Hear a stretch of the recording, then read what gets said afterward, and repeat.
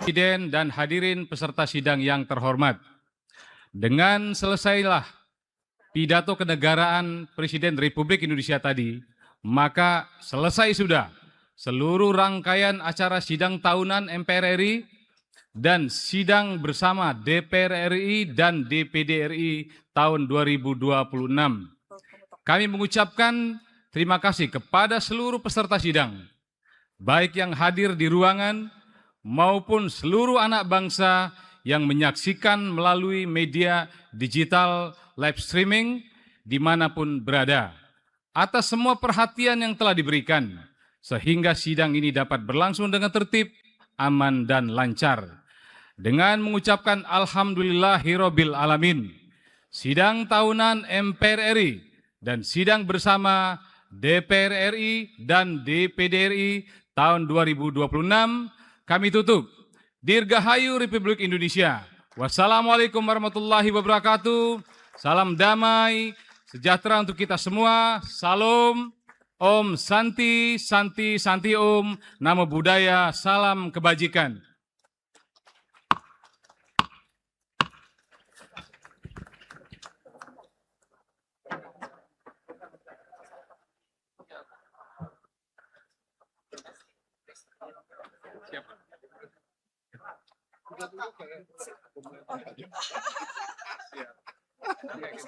Tidak ada Indonesia. Nanti langsung.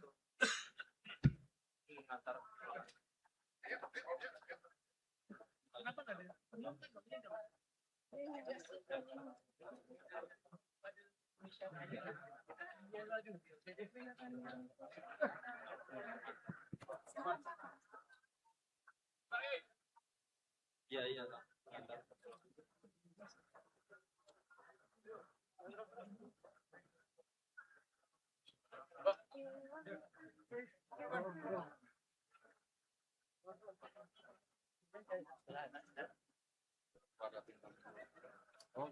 Ayo, udah salaman dah, udah telat. Ayo.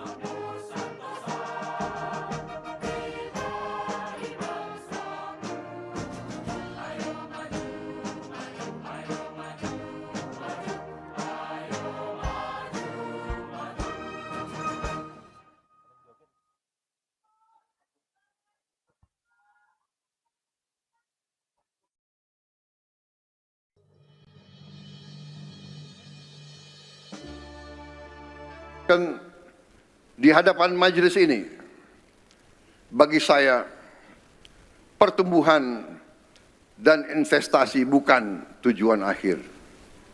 Tujuan kita adalah kesejahteraan rakyat kita. Pertumbuhan tinggi tidak bisa dinikmati oleh rakyat kita. Kebanyakan tidak bermanfaat bagi kita.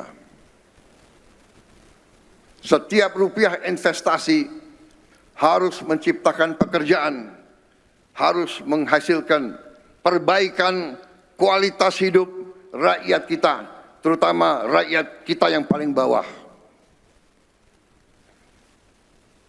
Itulah orientasi pemerintah yang saya pimpin.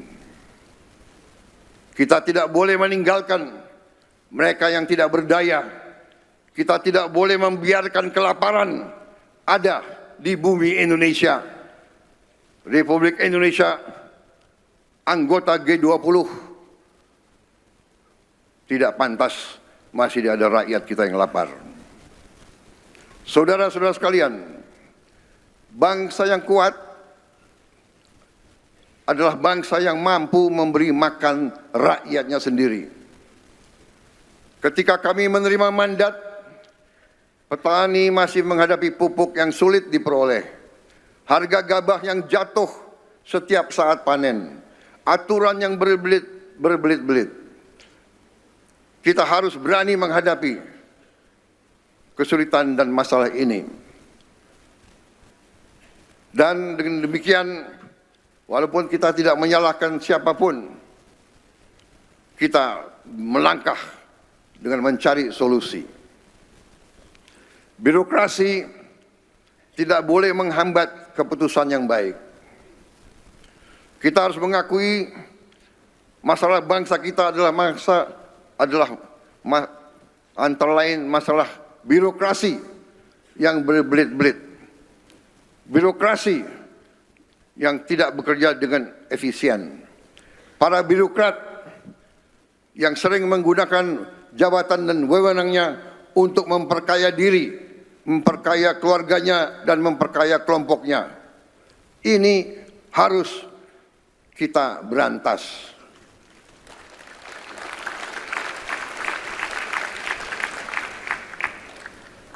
Bukan kita tutup-tutupi. Era sekarang, era digital, era informasi. Tidak ada gunanya kita tutup-tutupi. Justru kita harus selesaikan masalah ini. Dan ini memerlukan persatuan di antara semua pemimpin dan kelompok politik. Karena birokrasi yang tidak efisien, birokrasi yang korup akan menghancurkan suatu bangsa.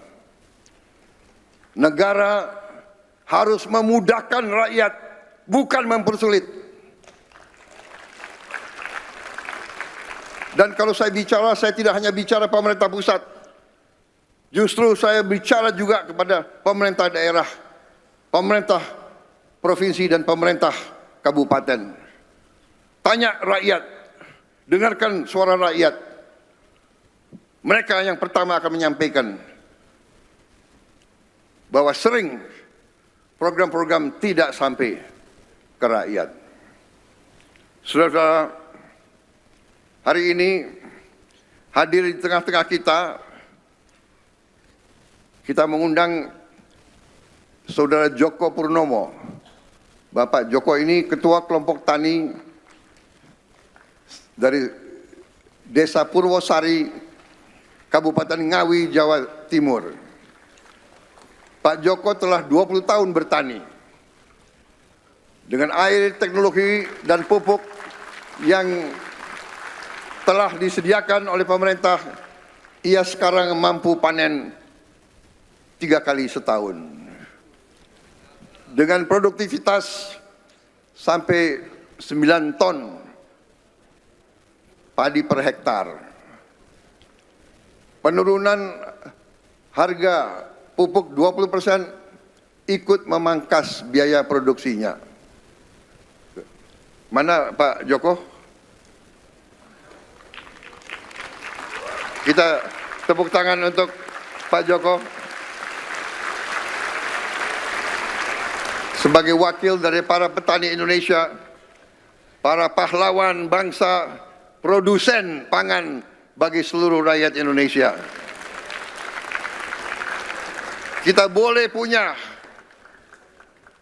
tentara yang paling hebat, boleh punya pesawat terbang yang canggih, kalau tidak ada makan, saya kira bangsa ini berhenti saja sebagai bangsa.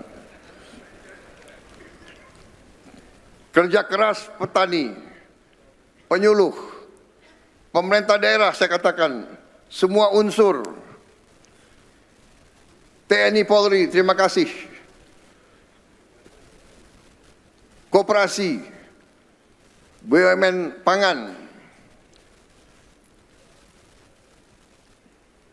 Terima kasih atas kerjasama dan gotong royong saudara-saudara. Kita telah menghasilkan capaian yang besar dan kita kadang-kadang harus menyadari bahwa kita, bangsa kita mampu mencapai hal-hal yang besar dan jangan kita selalu rendah diri, jangan selalu kita kalah sebelum bertarung. Saudara-saudara sekalian, dalam 1 tahun terakhir ini, Indonesia mencapai swasembada 8 komoditas pangan. Dan dengan demikian, kita menyadari bahwa capaian kita cukup membanggakan. Kita masih belum swasembada bawang putih. Kita berjuang agar dalam 3 tahun kita bisa mencapai swasembada bawang putih. Yang saya sebut tadi, daging masih belum, daging sapi yang belum, daging kerbau juga belum, tapi daging ayam sudah. Pada dasarnya sebetulnya untuk protein sebenarnya kita sudah swasembada, yaitu protein dari ikan, protein dari telur, protein dari daging ayam. Saudara-saudara, di hari ini tadi sudah saya menyampaikan penghargaan khusus kepada mereka-mereka yang telah bekerja keras sehingga kita bisa mencapai swasembada pangan ini. Saudara-saudara, selain itu kita juga telah berhasil mencapai capaian-capaian berarti di sektor-sektor lain.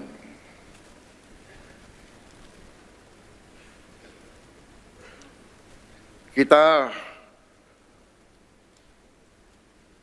di bidang perikanan, kita sedang membangun kampung nelayan merah putih yang akan dilengkapi pelabuhan dermaga, tempat pelelangan ikan, penyimpanan ruang dingin, bengkel, pengolahan hasil laut, perumahan, dan fasilitas sosial. Hari ini 100 kampung nelayan telah kita bangun. Target kita 1.386 kampung nelayan akan berdiri dan berfungsi pada akhir Desember 2026. Laut Indonesia harus menjadi sumber kemakmuran nelayan Indonesia. Nilai perikanan kita setiap tahun adalah sekitar 34 miliar dolar. Baru hanya mungkin 5% yang dapat kita nikmati. Sisanya diambil oleh kapal-kapal negara lain tanpa izin kita. Bayangkan berapa nilai yang kita hilang tiap hari, tiap malam. Kita juga harus membangun armada kapal ikan yang modern. Kita butuh belasan ribu kapal. Ini tantangan berat, tapi kita harus mulai. Pada tahun 2027 akan datang kita targetkan kita akan mulai membangun 1.582 kapal ikan modern. Saudara-saudara sekalian, juga tadi kita sudah singgung dalam rangka memperkuat ekonomi rakyat dari bawah, kita juga membangun koperasi-koperasi Desa Merah Putih. Hari ini kita telah berhasil mendirikan dan mengoperasikan 10.000 koperasi Merah Putih. 3.300 diantaranya operasi secara optimal. Dan target kita akhir tahun 2026 harus 30.000 koperasi merah putih berdiri dan beroperasi dengan baik. Saudara-saudara sekalian, dengan koperasi merah putih ini, untuk pertama kali dalam sejarah Republik Indonesia, dari sejak kita menerima kedaulatan, untuk pertama kali negara akan menguasai rantai pasok sendiri, sehingga tidak bisa kita dipermainkan